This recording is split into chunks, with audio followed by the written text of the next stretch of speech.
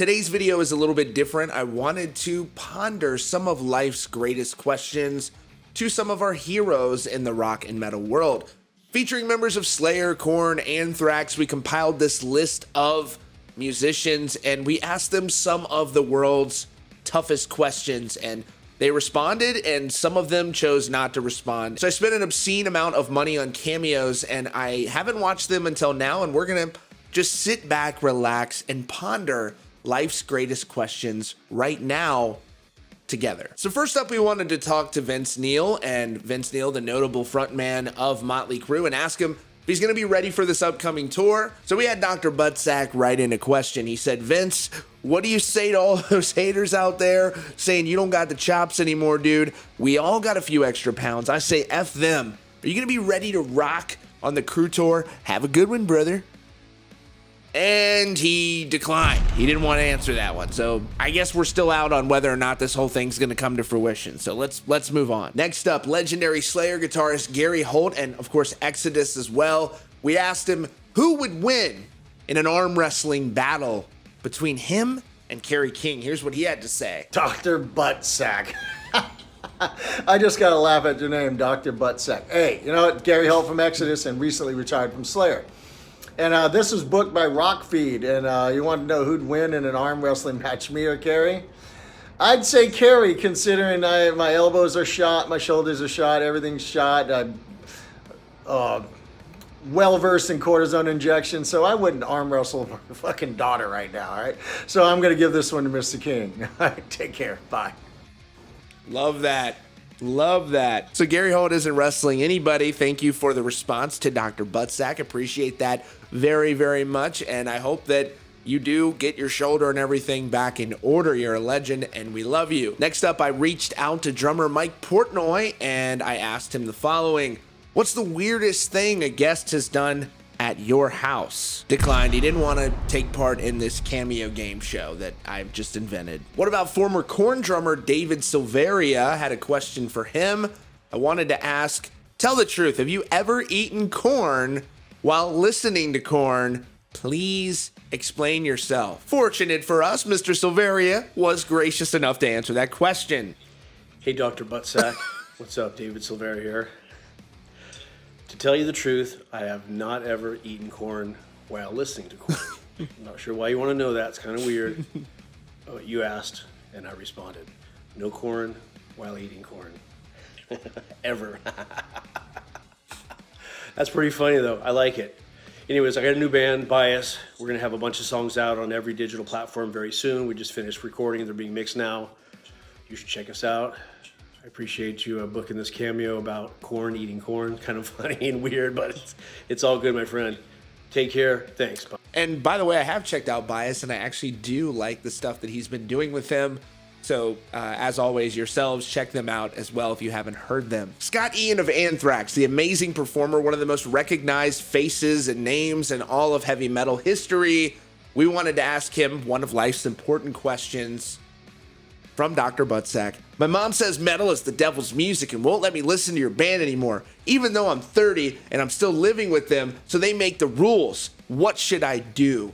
And here, he did respond with some good advice. Let's see what he has to say. Hey, Dr. Buttsack. How are you? I'm Scott Ian from Anthrax, and so I'm reading your message here. Your mom says metal is the devil's music, and you're not allowed to listen to Anthrax anymore, even though you're 30. Well, I guess my first question, maybe my only question, is you're 30 years old. Why do you give a shit what your mom has to say?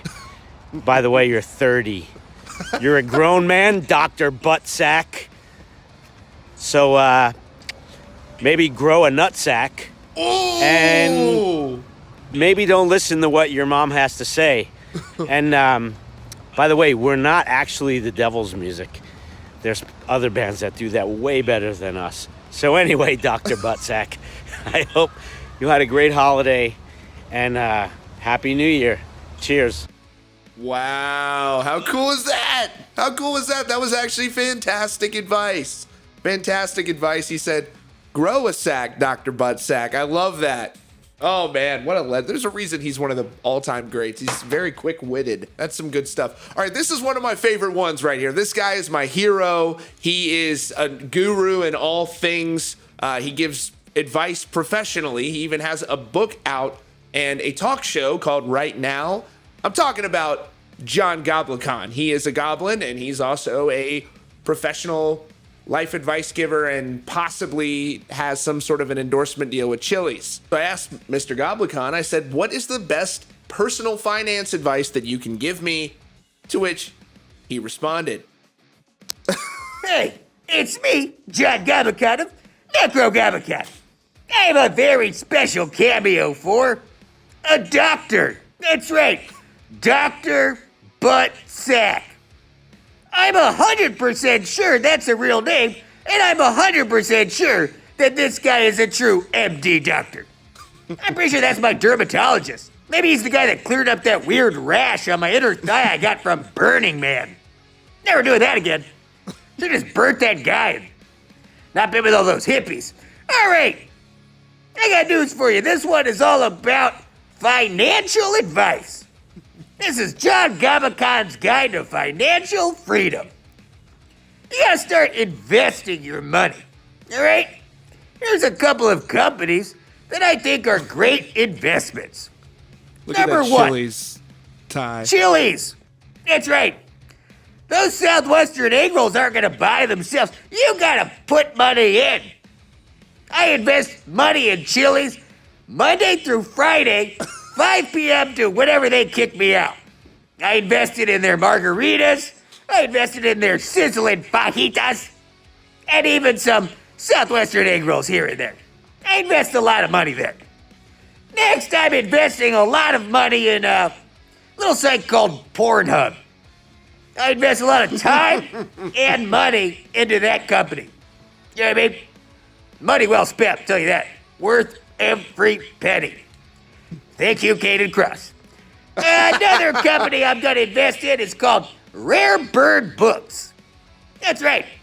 They happen to publish a New York Times worst seller, John Goblin's Guide to Living Your Best Life, on vinyl, audiobook, and in hard copy. So I invest in Rare Bird Books. And then I'd invest in my favorite company, Necro Goblin Corp. That's right. They're a little company, you know, by the best band on planet Earth. Maybe you've heard of them. Maybe you like metal. Well, if you do, then I'm sure you like the best band, Necro Goblin. And then, you know, I'd probably just, you know, put the rest, if you have any money left over, in like crypto or something. Yeah, I mean, no one really knows what crypto is. But every time I see some like weirdo on the street, he's like, oh, I'm telling you, I want a bunch of money on crypto. I'm like, all right, whatever, Jerry. Idiot, invested in crypto. All right, and that's my rules for financial freedom. I mean, because I know all about things that are green. That's the color of my skin. That's right. Green will find green, my man. All right. Hopefully you didn't spend $80,000 on this cameo. Jerry, how much am I spending for these cameos? And you guys played something called new metal. Correct. But aren't you guys old? We're old now. We weren't when Yeah. we started, yeah. It's old metal. It's old metal now, yeah. Yeah.